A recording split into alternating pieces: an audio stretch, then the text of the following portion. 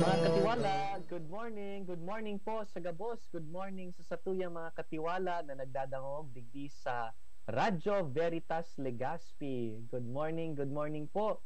Kung sa man po kamo nagdadangog mo niyan, may you have God's choicest blessings upon you. It's a Sunday, as in oras nin pagsamba sa mahal na Diyos. I hope nakapagsimba na po kamo, kung dai pa, pwede pa po ngunyan na hapon. It's God's day and we would like to thank Him. Lalo na ngunyan na Domingo, nagpapagirumdum po ang satuyang kagurangnan sa Ebanghelyo to pray always without growing weary. Sige-siging pagpangadji na dai napapagal asin dai nawawaran nin paglaom.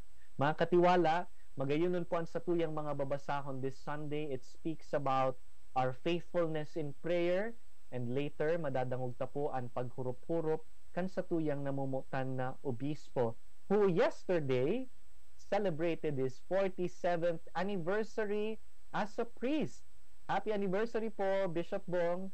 Thank you so much po sa indo pong paglingkod sa Samuya. Bakusa na bilang obispo, kundi bilang padi na nagtitindog sa ngaran ni Kristo, nagpapangadji para sa Samuya, nagtataon nin marhay na aarugan. We thank you for the gift of your priesthood, Bishop Bong, and may God continue to bless you for all the things that He continues to do through you. Yan po. Kasukapon ang 47th anniversary kan sa tuyang mahal na obispo. And later igwaman kitang igigreet na saro pa na ma-celebrate man kan sa iyang priestly anniversary. But for now, i-greet na po ang satuyang mga padi nagse-celebrate kan sa indang kaaldawan their birthday today dahil igo po ngunyan October 19. Today is the birthday of Reverend Father Joseph Salando. Father Seth, happy birthday po. See you tomorrow. Magkakaibahan po kami ni Father Joseph sa National Safeguarding Conference duman po sa Clark sa Angeles. As in, ngunya na aldaw, birthday niya. Hain daw si Father. Most likely yaon sa Horoan. He is currently the pastor and rector of the parish and diocesan shrine of Our Lady of Salvation. Nakulon pong magagayon na development dyan sa simbahan sa Horoan. Salamat sa pamamayo ni Father Seth. Kaiba niya dyan si Father Lau Bringhino. Dati ko pong bossing sa Chancery. Happy birthday, Father Joseph! And on October 21, 2 days from now, birthday man po ni Reverend Father Gerard Arroyo, si Father Doc. Happy birthday po sa Indo, as in pamibita po ang sa iyang pag-take nin bar exam. Mahalaga pong ministry kan sa tuyang mga padi ang kaaraman man sa dalagan kan kinaban, and part of that is our civil law. So bako lang canon law ang inaadalan, ang batas kan simbahan, kundi man ang civil law, ang batas kan satuyang estado, ang batas kan Pilipinas.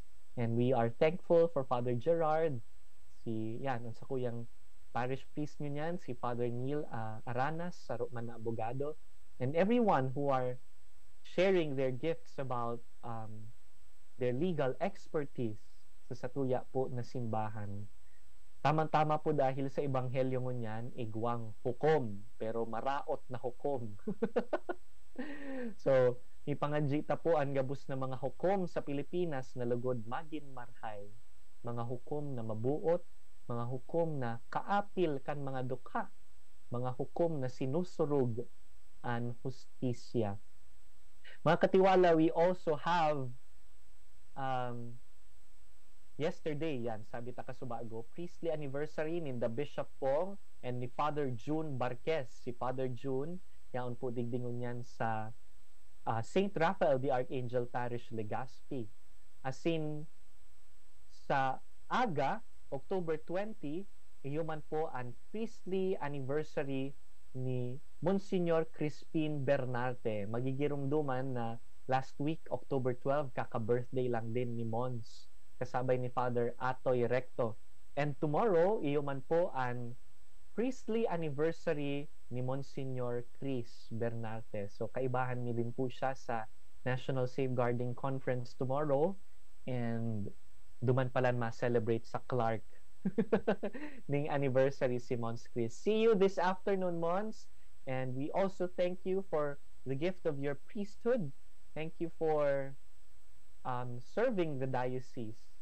As in, yan, ang ibadigdi, next week na po sinda i-greet. Yaon sindaman sa kalendaryo kan sa tuyang diocese. And to all of you, our dear brothers and sisters, our lay faithful and religious who may also be celebrating their birthdays this week, may God bless you. Lugod pabungahon po ang sa indong mga pagpagal. Mamatian po nindo ang biyaya kan mahal na Dios sa indong buhay. Joining us on the live stream is Sir Jeremy Romero Cruz. Si Sir Jeremy, nahiling ko pa lang sa airport. Kan Biyernes, sali din po kami sa Manila sa Carmelite Congress, kan Third Order Carmelites sa mga clergy. And nahiling mi duman si Sir Jeremy, as in si Sir Bani, hali sinda sa DepEd NCR, if I'm not mistaken. That's what I saw on social media. Thank you, Sir Jeremy, for accompanying us always in the program. Thank you for also hosting our PWD program every Saturday. So, igo po ning program ang sa tuyang PWD ministry, and si Sir Jeremy ang saro sa mga anchor kaiyan. That's every Saturday. Ang saro pa pong anchor si Tita Karen Altabano. That's 4:30 p.m. every Saturday. Digdi lang po yan sa Radyo Veritas Legazpi. Also joining us on the live stream is Tita Mary Agnes Rodriguez, si Tita Jing, saro sa samuyang lectors digdi sa St. Jude. We're currently, by the way, broadcasting live from St. Jude Legazpi dahil nagbunyag po ako. Naka-vestment pa ako. Dahil na nakadalagan sa station, kaya late na naman. Thank you to Tita Jing. Sabi niya, Happy Sunday, Happy Mission Sunday. Yan. Tamang-tama ngunyan man nanggad po is World Mission Sunday, and mantang dai po kita gabos makakaduman sa ibang nasyon tanganing mag-mission. Ini pong World Mission Sunday tigmukna kan simbahan tanganing igwaman girare kitang paagi to take part in the evangelization, dahil marurumduman ta and evangelization is the primary concern of the church. In fact, the church exists to evangelize. Bakong namundag po ang simbahan kan Pentecostes, and the Great Commission from Jesus was, you go out into the whole world, preach the good news of salvation, baptizing them in the name of the Father and of the Son and of the Holy Spirit. Ini po ang reason for existence ang simbahan, to preach the good news, to share the Word of God. Kaya nga ni sabi po kan sa tuyang mga Santo Papa, pag ang simbahan, dai na nagaharubay kan tataramon, pag dai na nag-i-evangelize, bako na po kitang simbahan. And we have to understand that evangelization is not just for the institutional church. Evangelization is also an individual lifestyle. Gabus po kita iniimbitaran na maging misyonero. We are all sent by God in different ways. Sent to our own families, sent to our workplaces, wherever we are sent, wherever we find ourselves. Lugod, ihirasta ang tataramon. Magikitang mga marhay na Katoliko, nagigibo kan kung ano ang sinugo sa tuya kan sa tuyang kagurangnan. Bakong iyo po yan ang ebanghelyo ngunyan, to align our will with God, especially in the difficult times, even in our waiting seasons. Let us pray that we may be missionaries. Ngunyan, dahil bako gabus kita nakakapag-mission, pag World Mission Sunday, igwa kitang mga sobre na pinapalibot sa mga parokya, mga Catholic school, o kung daimanin sobre, ang second collection, iyo po ang tuyok ang second collection ngunyan na aldaw, and contribution ta po financially para sa satuyang mga misyonero. While it is true that we pray for our missionaries, we accompany them in spirit, dakula man pong tabang na sustinerantaan sa indang pagkabuhay wherever they are sent. Kaya sa paagi po kan Pontifical Mission Societies, Manlain-lain po ining society na nagtatarabang sa satuyang mga misyonero. Digdita po pigpapaagi ang satong mga contribution nga ni na masustain ang mission kan satuyang mga missionaries, especially those in foreign lands. Kaya let us pray for our missionaries. Makamunduon po ang magmission. Pagyaon ka duman sa ibang lugar, napupungaw ka sa sadiri mong kultura. By the way, this Sunday is also Sunday of cultures, and our missionaries encounter various cultures. Masakit po iyan kung minsan nagkakaigwasindanin. Culture shock. Iba ang pagtubod kan mga tao, iba ang manner of living, and our missionaries have to learn to adjust to this and still be able to preach the Word of God. That must be very demanding. And mind you, they have to make the Word of God relevant in whichever milieu they find themselves in. Sisay man ang kahampang o kaiba, anuman na kondisyones ang kinakahampang, a missionary ought to be able to adapt, to strive. Kaya nga ni, ang saro sa mga birtud, minsarong marhay na misyonero, is humility. Dahil pag duman mo sa sarong lugar, mapakumbaba ka.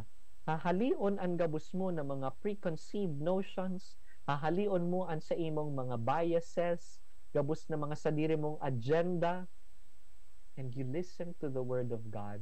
How is God asking me to respond to this mission area? God is already here. Jesus is already here. Pero paano ko papalatawon pa si Jesus? Ang kagurangnan, ang tataramon niya sa kung saan ako pigpapadara.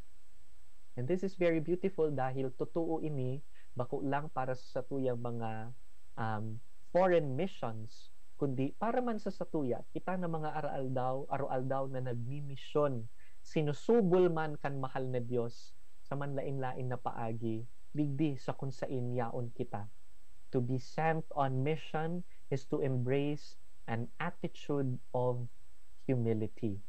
So, ini po ang pangapudan sa satuya, ngunya na aldaw, World Mission Sunday, and later we will talk about how else we could contribute digdi po sa Pontifical Mission Societies dahil nga ni importante ang pagmimisyon asin buot ta na makapag-contribute sa missionary work kan satuyang simbahan. So, iyo po yan ang pag-uulayan ta pagkatapos po kaining satuyang short break. We will take a short break and then we will tell you more about World Mission Sunday. So, don't go away because we will be right back.